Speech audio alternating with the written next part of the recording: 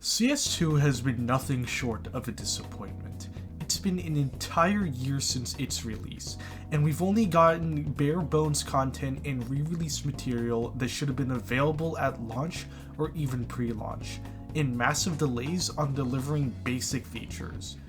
And no meat-riding fanboy is going to convince me otherwise. In the eyes of the players, this game is a shadow of what it once was. But to Valve, it's a success because it rakes in millions each month, enough to cover server costs in just a few weeks. Right before CSGO servers were closed, I racked up exactly 3,000 hours on the game and currently have 544 on CS2, so I have the right as a player who's been playing this series since I was 11 years old to say what I hate about this game. Honestly, there was no need to move CS to Source 2.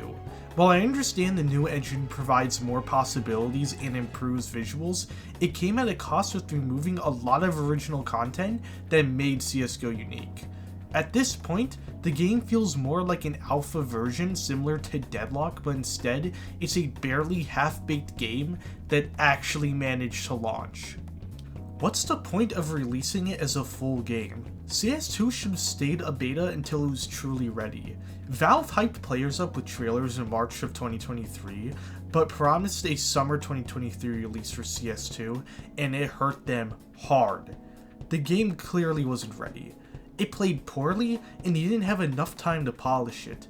The only reason why it launched on the last day of summer was because they felt pressured to meet their own self-imposed deadline.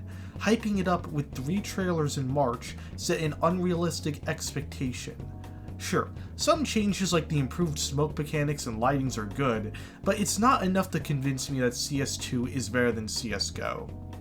Meanwhile, many of their devs are busy working on the next Half-Life and Deadlock, leaving Team Fortress 2 dead for years, and now CS is headed towards the same road. This is honestly terrible for both games. I used to play CSGO all the time, but now it's just patch note after patch mode. Most times, 2 tiny notes per month, compared to the consistent updates we got for CSGO.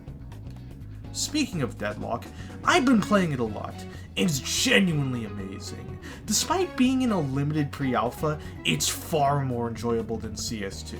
Deadlock even got an anti-cheat that works better than VAC. But let's get back to CS. When CS2 replaced CSGO a year ago, Valve shut down the CSGO servers, forcing us all onto this mess. At least they left a way for players to still download the legacy version. But it's still unplayable on official servers. Honestly, CS2 shouldn't have been a full release.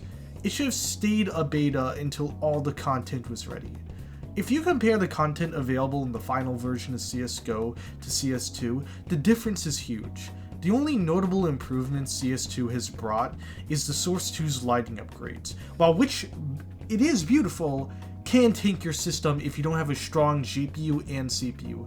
I had to drop $800 fucking dollars just to upgrade my CPU because CS2 is so unoptimized. The game even dropped Apple support, and older CPUs struggle compared to CSGO and Valorant, to the point where the devs openly admitted to being upset over it, and with each passing update, patch notes or not, the performance gets worse. That's fucking incredible how they managed to do that. I mean, you're literally the developer. If you don't like how it's performing, optimize your fucking game. The game's content is still lacking. It took 6 months since launch to add in basic features like the left-hand view model, something that should have been in beta. Arms Race, a game mode from CSGO, wasn't released until 8 months later, and we're still missing modes like Flying Scotsman, Retake, Demolition, and Danger Zone.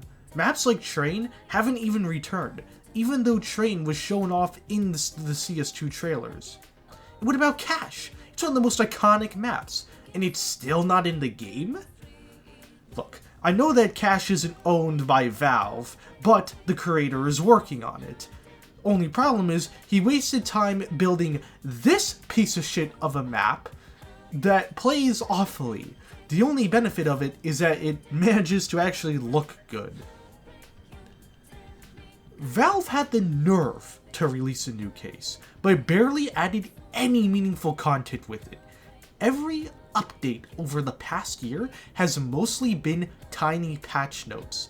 The last major update, the Real MVP update on June 25th, that was 3 months ago already, it added only 4 community maps, which mostly sucked, and reintroduced Arm Race. That's the only noteworthy addition other than the new MVP screen, which is cool, but hardly a massive update. This screen could have been added into CSGO, let's be honest. Missing content is still one of the biggest issues of this game, especially with the models and maps. One of the reasons CSGO stood out was because of its global diversity in maps and map-specific agents, all of which brought the game to life. Not only are many of the maps missing, but those with unique player agents have been replaced with the generic Phoenix model. Take the map Shoots for example. It originally took place in Africa in CSGO, and it looked great, but in CS2 it was rethemed to Aztec, making it feel just as generic as the Aztec map. They love the Aztec theme so much, but they refuse to add in the fucking map Aztec into the game. And that's literally what these two maps are now based on. The redesign was unnecessary, and honestly, I just prefer the original.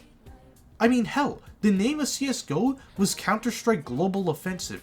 Get it? Because it takes place around the globe. When you remove the global diversity the game had to offer, it makes it so bland and boring as shit. It added so much rich detail and lore not just to every map, but the story operations as well. Now, let's talk about Subtick, Valve's greatest failure. Since its release, it's been nothing but a headache. Subtick is locked behind 64 tick servers and limits performance. I, along with millions of other players, have been shot through the fucking wall while clearly behind them. It's a terrible system. Even Faceit had 128 tick servers for the game, and they barely made money off their launcher. Once again, Valve makes billions per year off their IPs, their store, and in-game purchases, and so on. Sure, they lose money from the Steam Deck, but with how much they make, there's no point on hard-coding the servers to 64 tick. Then there's the cheaters. CS2 has been riddled with them since beta. And even after VAC 3.0 launched, it hasn't caught up. People who have been cheating pre this update, and even after VAC 3.0 launched, they still haven't been banned. Not a single person has been banned. The anti-cheat is so bad that people were getting banned for having high mouse sensitivity or using Radeon's low latency mode, which is a competitor to Nvidia's low latency mode, which is seamlessly implemented into CS2. While actual cheaters go free. It's a fucking joke. Imagine you having a high sense like me and you're up against a cheater and you get banned before them for using a legit in-game feature. It's insane. I mean, the game is broken. You can even put in commands into the console to see players through walls. I've actually tried this before and it's worked. This was also the case if you have an Nvidia card as well. You could see through smokes by putting on certain settings. Valve implemented a feature to rent skins from cases, but they can't seem to add basic game modes or operations. The last operation was in September 2021, with the Operation Riptide. It's been years since we had one, and I understand that Source 2 opens up more possibilities, but if you're stripping away content that made CSGO unique, what's the point of releasing it as a full game? CS2 should have stayed a beta until it was truly ready. Valve hyped it up with trailers in March 2023, but when the game finally launched on the last day of summer, it was a rushed, unfinished mess. As for the ranking system, it's still flawed. Premier remains a struggle with the way the ranking points are rewarded. You could lose up to 600 points per game, but you could only gain a maximum of 100 when on a losing streak. But when on a winning streak, you could only get up to 300 points at best, but when you lose more than 2 games, the system drastically cuts down your rewards and increases the penalties. It's one of the most frustrating ranking systems I've ever seen. In normal competitive play, they did loosen up the ranking speed a bit, which is nice. Now I could rank up faster than before. In competitive, they slightly loosened the ranking system, so instead of needing 10 wins on each map, you only need 2. But the core issue remains where it's still hard to rank up for absolutely no reason at all. Lastly, Valve banned the snap tap feature, a feature on many keyboards that allows you to perfectly counter-strafe. While the ban makes sense, the real issue is that you shouldn't even need snap tap in Counter-Strike to counter-strafe. In CSGO, counter-strafing worked flawlessly, but in CS2, there's this weird slide that ruins the fluidity of movement. Valve should have removed it and bring back the original counter-strafing to make the game feel more smooth again. What was the point of adding this slide in the first place? To finish this up, I don't have the motivation like I once used to play CS. The only reason why I come on this game from time to time is because I get weekly drops that give me free money. That's really the only motivation I have to play this game, and it sucks. And the retards at G4 glaze CS2 trying to compare it to the early days of CSGO. But the difference was CS2 wasn't a needed upgrade. At least for now it wasn't. And continuing on, CS2 is just an Overwatch 2 to Counter-Strike, but removes the content that made the game special. And as I continue to play it, I will say this now, the game isn't special or fun to me anymore. I just feel forced to play it. And once again, CS2 is just an upgrade. It's just another Overwatch 2. Everything should have been implemented in the CS2. This way, everything that they currently have added would have actually felt meaningful. But for now, it feels like they're trying to add in new content while slowly adding in old content that once again should have been in the base game.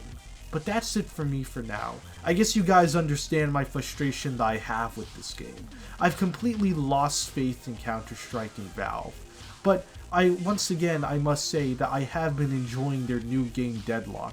They even got the team from Risk of Rain to come help them out on this, which is awesome to see, but also shows how there's a major lack of employees at Valve that are working on things, which honestly sucks, because I would love to see Counter-Strike get all of its stuff again, and even better optimization.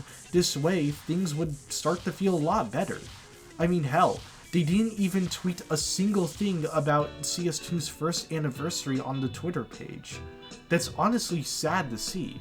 Well, I feel like that everything I just said pretty much wraps up all my thoughts. It's also just really sad to see how so many CS YouTubers are starting to just show distaste for the game that they've been playing for over 10 plus years at this point, and it's really sad the direction that Valve is going. Although I can't say that I am not hyped to see Deadlock have a full release and see what they're cooking up for the next Half-Life game. But in that case, I'll see you guys another time.